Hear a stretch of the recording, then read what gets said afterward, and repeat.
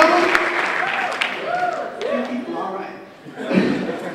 Our next contestant is also a senior here at UNCW. Ladies and gentlemen, give it up for Mr. Anthony Waters.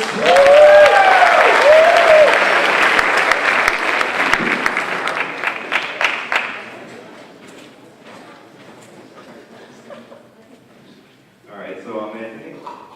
The last semester, or last year of my life, I spent in Sweden, and I finally came back and got to hang out with my brother a little bit this past weekend. And ironically, I was sitting beside contestant number 3 down here, and I stepped on his shoes, and I was like, my bad, bro. He's like, oh, okay. And I stepped on my brother's shoes yesterday. Shoes that I bought him. I know this man my whole life, and he tried to fight me. Just over some Jordans. I was like, it's not worth it. It's not worth it, bro. But he drove back to Greensboro yesterday. I already miss him. He's here. Thank you, man. And so my mom lives in Greensboro, so he drove back to say hi to her. And I asked him how our neighbors were doing, because I came back to Sweden and to make some extra money, I was babysitting. And I really don't like kids, like young kids that much, but for money, if the price is right, I'll put up with it.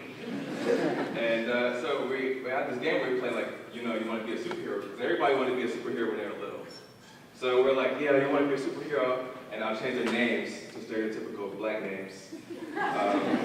Xavier and Samantha.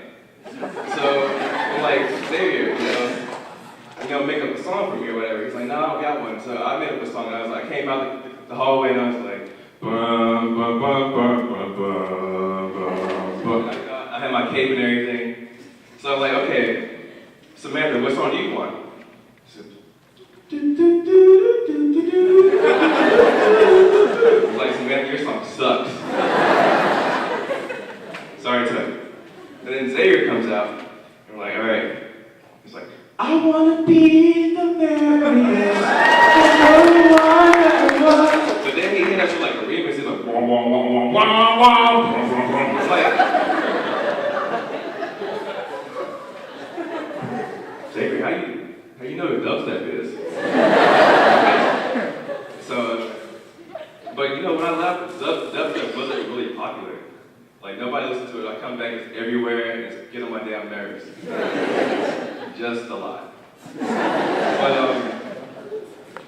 interesting story about dubstep. When I came back, I wanted to go out to the clubs a little bit, because, the clubs overseas are a lot different than the clubs in Wilmington. So I'm at the bar, at a club. I won't say his name, but I still go there, sidebar. I'm sitting at the bar, I'm like, okay, what do I want? Checking the crowd out, whatever, seeing who's coming in. Do I know anybody? Hey, how you doing? I don't like you. And this guy comes up, and he taps on my shoulder.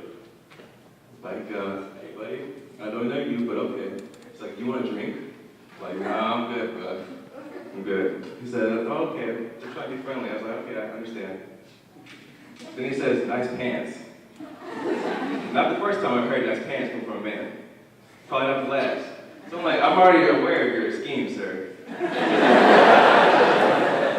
And he says, you want to dance? I'm like, no, I'm good. So I go to the dance floor and try to find anybody I can identify with. And I find this lady that I think is Swedish, because she has blonde hair and blue eyes, stereotypically. I should know better, but I didn't care. And so I'm dancing with her, I'm like, hey, are you Swedish? She says, no, but thank you. I was like, okay. But she didn't shoot me off like most girls do. She kept dancing. So we're dancing, whatever, and then I get, another tap on the shoulder. I look around. It's not the man this time. I'm like, thank you. It's her friend, and she's like, if you get one of us, you get all 3. And I'm like, yes. So we go back, and she's like, you want to play some music? I'm like, well, what's your friend want to listen to? And she says, Boys II Men. So I'm like, okay, I can doubt that. I like Boys II Men. So we're laying down, whatever, have some drinks. She puts on the music. I'll make love to you like I want you to. Oh, you gotta be kidding me. So, Anthony, that's my time.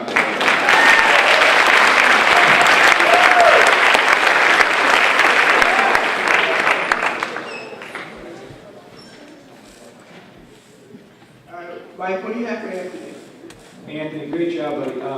I like the I like any kind of like long story like that, and I think you did a good job of taking a long story and putting punchlines at the appropriate time.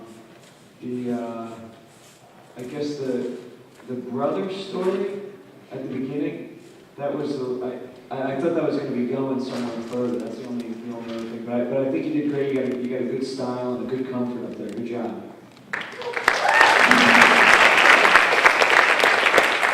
A lot of Mike said, you're very comfortable on stage, you get up there with the microphone, I like the stories. I was kind of waiting for them to go a little bit further and kind of, I would love you to make fun of yourself more. Not that you need to, I'm just saying, you know, kind of used to. But I think it was a good set, good information, and just, yeah, good stuff in there.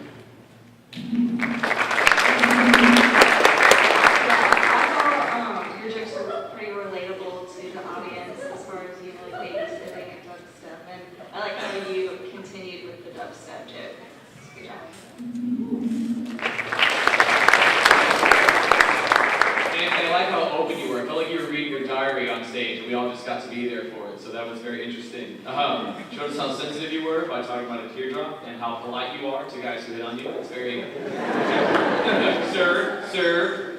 And I like how you really physically got into it, just leaning on the stool and doing the whole walk-in and stuff. That was great to give us a visual to go along with the story. I liked hearing you a lot.